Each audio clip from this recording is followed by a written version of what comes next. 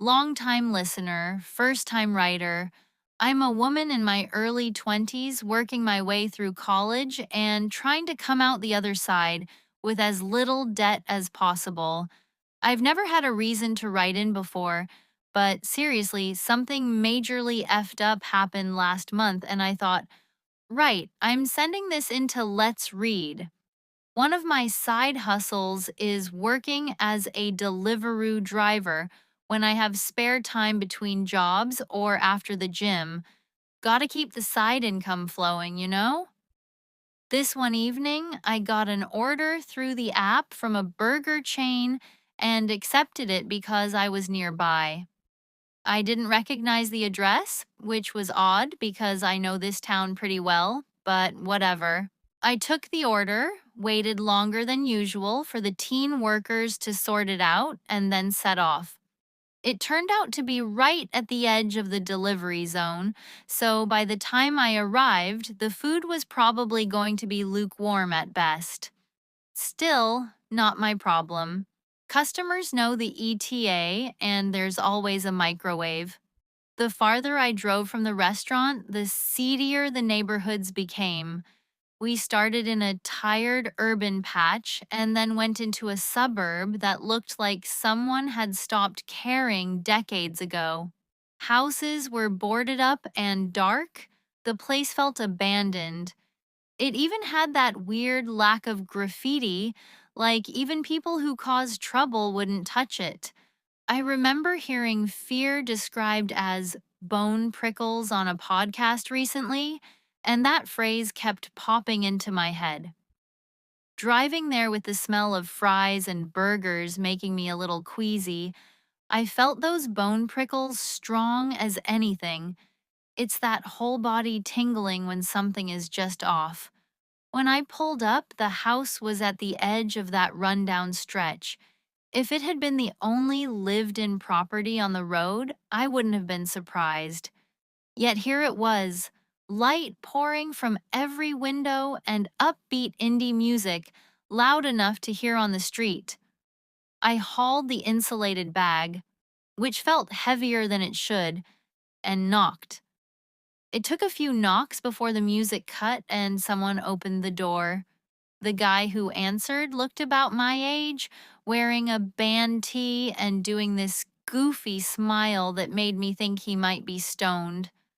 I explained I had the delivery, and he called back inside to check if anyone had ordered. He seemed baffled. There were only 3 people there, and they'd had pizza earlier, he said. I showed him the app, confirmed the address, and he asked me to wait on the porch while he checked with the others. I heard muffled voices, some shouting, and the bone prickles returned. He eventually came back and apologized, saying the others had indeed ordered the burgers along with the pizza and all was fine.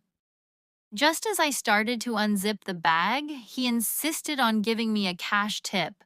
I said the app would do fine, but he was adamant. Could he give me £7?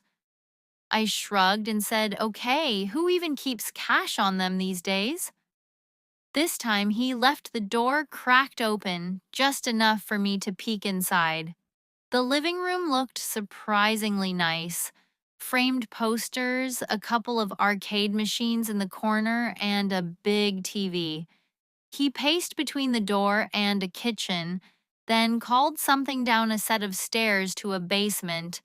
I figured maybe they'd turned the cellar into a home cinema.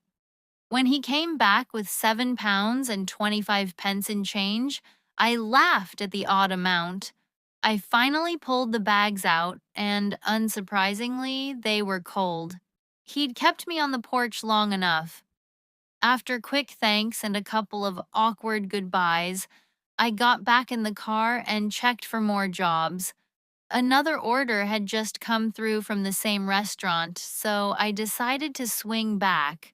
I rely on my reversing camera a bit too much and had it set so my rear view showed the back seat. Glancing up, I saw someone lying on the floor behind the passenger seat.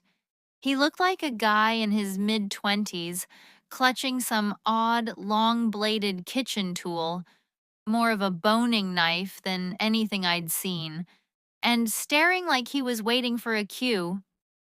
Panic slammed into me. The customers had kept me on the porch long enough for someone to slip in. I hadn't locked the car because I only expected to be a minute. Immediate regret. My heart nearly exploded. I pictured the obvious worst.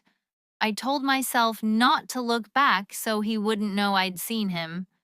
Then, seeing the lights of a petrol station ahead, I kept my speed steady, turned in at the last second, screeched into the forecourt, jumped out, and ran inside. I must have sounded bonkers, shouting about how a guy with a weird kitchen knife was in my back seat and I'd been distracted at the door. The attendant looked at me like I was deranged, asking me to explain. He froze when I checked the lot. My car door was open, and a ridiculously tall man was unfolding himself from my back seat and sprinted into the nearby trees. He didn't look aggressive. Honestly, he looked petrified. I called the police. They came quickly, searched, and found the knife nearby. A kind of filleted knife used for fish, but clean. When they went to the house to ask questions, the occupants were just as puzzled as I was. Everyone inside accounted for. None of them fit in the description. No motive, no sign anyone had slipped out. I never found out who the guy was or what he'd planned. I didn't quit driving, but I started locking the car every time I left it, even for a second, and I checked the back seat every time. Whatever that man was running from, or for, I hope I never meet it. The way he looked as he fled made me think someone worse might have been nearby. It's one of those creepy mysteries I'm glad ended without anyone hurt. I'm from England and won't say exactly where, so as not to dox myself or risk my job. I'm a postwoman, a proper postie, and I love the work. I run a rural round I've had for years thanks to a bit of begging and a friendly relationship with the head postmaster. Normally, routes rotate a lot, so this is a rare perk. I know most of the people on my beat. Stu, the mature student who loves marine biology, Mrs. Ridley, who treats every minor sniffle like a medical saga, the Four Bottoms, a glam rock loving, plant obsessed polycule, and twins Joe and Gemma, who are spoiled but grateful. One person I never got close to was a chap called Farmer Doyle. Calling it a farm would be generous. A few sheep, goats, a pig, and some scruffy hens, but it was filthy even by rural standards. He sold milk and eggs locally. I always thought Sainsbury's had better produce, to be honest. Then, for the first time in about 6 years of doing my round, I had a scheduled collection from Doyle.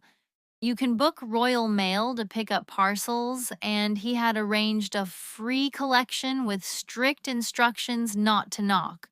Apparently, he'd left the parcel in an outhouse and uploaded a photo to prove where. Fair enough. I wore my wellies that day because the yard was a sludge pit.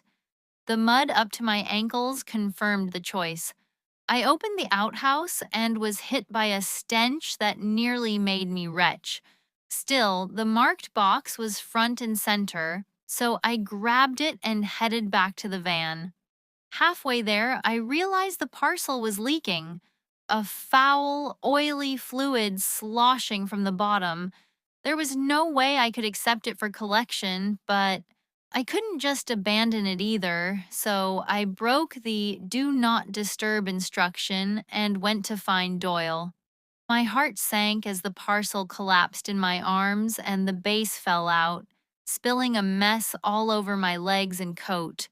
I've smelled bad things in my time. Before the post, I worked as a nursing assistant and encountered some truly awful odors. This was worse. It was a heap of rotting tissue, liquefying awful, and it covered me from knees to stomach. I dropped the rubbish and heaved, which didn't help. Furious, I thought of the rules. You can't send animal carcasses or hazardous biological material through the post. As I stood there, sick and furious, I noticed details that made my stomach flip. What might have been vertebrae, and a pale, glossy eye that looked fresher than the rest. My mind jumped to horrible possibilities. Was Doyle trying to ship something illicit, hide evidence, or worse? I felt exposed on that little holding, picturing Doyle behind a curtain with a gun.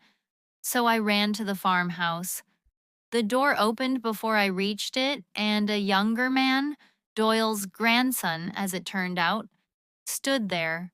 He wasn't Doyle. He looked horrified at the sight of me covered in gore. He explained that his grandfather had been taken into care the day before after a decline in his mental state and erratic behavior. The family hadn't realized he'd been packing things up. He apologized and helped me hose off the worst of it out back before I got back to the van. The thing that haunts me was what I glimpsed in the dilapidated barn as I trudged away. I only looked for a second, then turned away, but no amount of showers could scrub that image. Piles of carcasses, animals indistinguishable from one another, heaped together into a sodden, rotting mound. Empty cardboard boxes were stacked nearby. I didn't check the labels, and I regret it. I don't know where the parcels were meant to go. Was he shipping rotten meat as farm produce? Or something more sinister? Maybe dementia or some other illness had warped his understanding. The small holding was taken down soon after, which, given what I saw, I didn't mourn. The experience changed me. I now double-check collections and never ever carry an unchecked parcel to the van. Some things you can't unsee. Now, a confession, I was an absolute arse in college, the kind of smug, annoying prankster who thought everything was hilarious. I'm glad this was about 15 years ago, because later I'd probably have ended up as one of those insufferable YouTube prank people. In those days, I hung around with a fraternity who encouraged me to pledge. I love the attention, the hazing, being the center of it. Total cringe in hindsight. Back then, Amazon deliveries were a different mess. Packages were often left on doorsteps, and people nicked them with little consequence. I must have swiped a dozen parcels: vitamins, a dog bowl, a novelty toy, the occasional mildly interesting thing. Then one day, I saw a large box on a step that screamed, "Good haul." My idiot mate filmed me sneaking up. I grabbed it, pulled back, and it detonated. Not a glitter bomb, a real trap. It burned my face and set my hoodie alight. I was left screaming. My cameraman ran. Then a gang of masked men jumped me from the bushes. They beat me up, yelling that I was a thief and the scourge of the neighborhood. I ended up with a broken socket, a permanent limp, and a shattered arm that needed a rod. Maybe I deserve to be taught a lesson for stealing, but the severity still sticks with me. Months later, I watched the house from my car and saw a young family living there, not the type to have organized that attack. To this day, I don't know whether I was targeted by people linked to the original owners or by vigilantes who decided to make an example of thieves. Either way, I changed my ways, gave up the wild antics, and stuck to a quieter life. I'm grateful for that.